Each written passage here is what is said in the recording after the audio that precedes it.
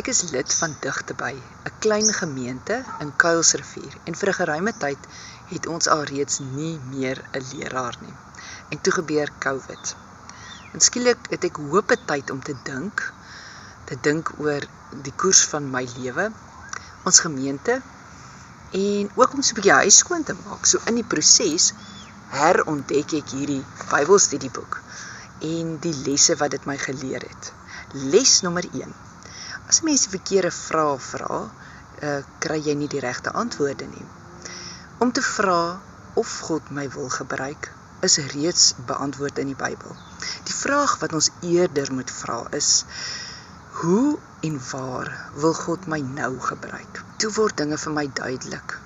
Hier sit ek in die gemeente, wat nie 'n prediker het nie, en ek het absoluut 'n passie daarvoor om medegelowiges uit die woord van God te leer. Goed, so kan dit duideliker wees as dit. Les nommer 2, die twyfel. Here, regtig, ek op 'n preekstoel. Ek is 'n gewone lidmaat, 'n ma, 'n huisvrou. Moet ek nou gaan leer? Waar gaan ek die tyd kry? Maar die Here kom herinner my aan Moses wat gesê het, hy sukkel om te praat, 'n baie onwillige Jona, en in al die verhale is God die gemeene deler. Hy kom doen dit. Gaan nie oor ons nie. Ek besef, ek fokus op die verkeerde plek. Wanneer God ons roep, moet ons net gehoorsaam wees.